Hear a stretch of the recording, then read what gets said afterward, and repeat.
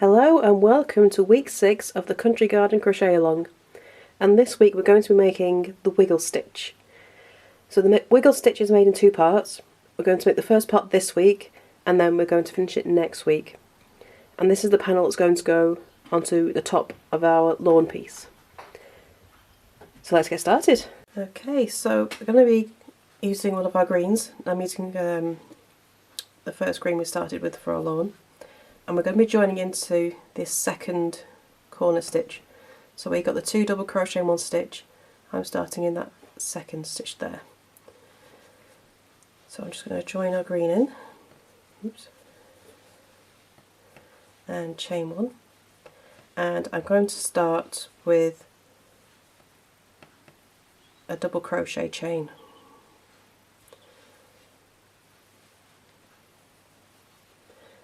Okay, so the wiggle stitch is made in 2 parts.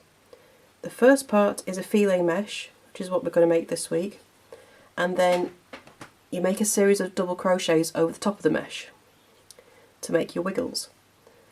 So this week is just the filet mesh that we're going to work on. So after your starting chain, chain 1, skip the next stitch and double crochet into the next one. Chain 1, skip the next stitch, double crochet into the next one. Okay, and that's all we're going to do all the way across the row. So chain 1, skip a stitch and double crochet. Okay, and we're going to carry on that to the end of the row. So I'm going to finish that and I shall be back in a moment. Okay, so I got to the end of the row and your final double crochet should be in, excuse me, it should be in that second double crochet of the corner, and you'll have 24 double crochet in total for this row. Okay, so now we're going to do 4 more rows and it's going to be exactly the same.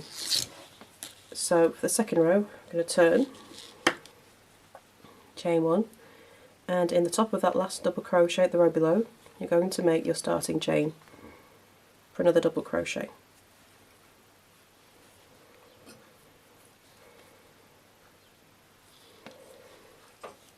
Then you chain 1, skip the chain 1 and double crochet into the top of the double crochet. Okay, and then you can repeat that all the way along. So chain 1, skip the chain 1 and double crochet into the top of the double crochet.